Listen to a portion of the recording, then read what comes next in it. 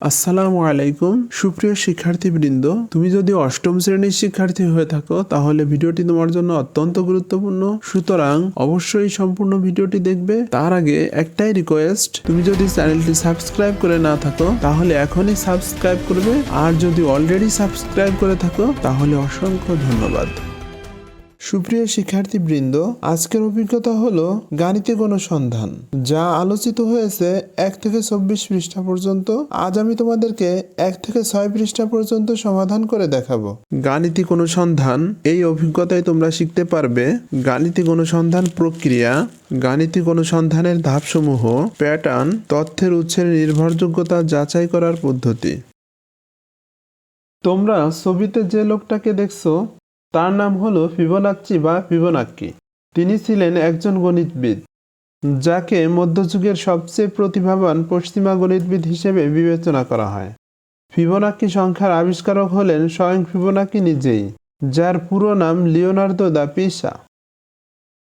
পরপর দুইটি সংখ্যার যোগফল পরবর্তী সংখ্যার সমান হলে এ ধরনের সংখ্যাকে ফিবোনাক্কি সংখ্যা বলে। একটা উদাহরণ এখানে দেওয়া হলো। এই পৃষ্ঠায় আমাদেরকে কাউন্টডাউন সম্পর্কে একটি ধারণা দেওয়া হয়েছে, যেখানে রকেট উৎক্ষেপণের একটি চিত্র দেখানো হয়েছে।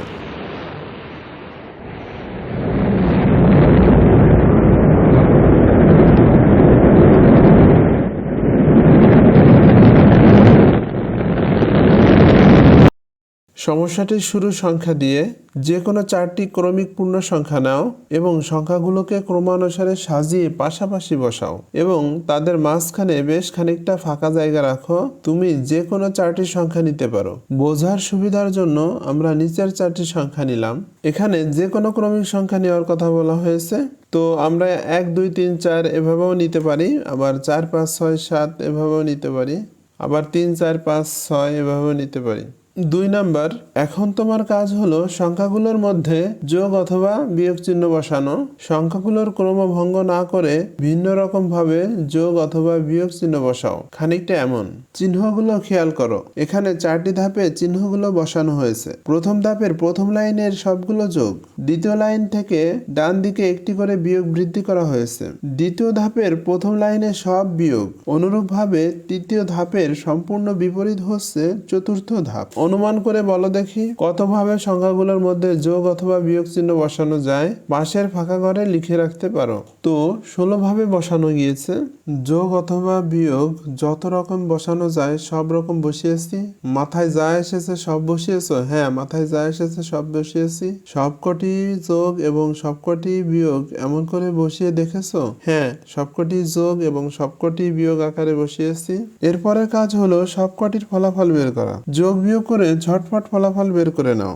যোগ এবং বিয়োগ করে ফলাফলগুলো বের করা হলো। অনুমান করে বলো দেখি ফলাফলগুলোর মধ্যে সর্বোচ্চ ও সর্বনিম্ন সংখ্যা কি কি হতে পারে। ফলাফলগুলোকে ছোট থেকে বড় আকারে সাজালে তাদের মধ্যে কি কোনো সম্পর্ক পাওয়া যেতে পারে? সর্বোচ্চ সংখ্যা 22, সর্বনিম্ন সংখ্যা বিয়োগ 22। ফলাফলগুলোকে ছোট থেকে বড় আকারে সাজালে নিম্নরূপ সংখ্যাগুলো পাই। ফলাফলগুলোর পাশাপাশি পার্থক্য নির্ণয় করি। পার্থক্য নির্ণয়ের সময় পরের পদ বিয়োগ আগের পদ, এই সূত্রটি ব্যবহার করি। ফলাফলগুলোর মধ্যে বিশেষ কোনো অনুক্রম দেখতে পাচ্ছ অথবা কোনো সম্পর্ক খেয়াল করছো? হ্যাঁ, আমি মজার একটি অনুক্রম দেখতে পাচ্ছি, তা আমি এখানে লিখে রাখলাম।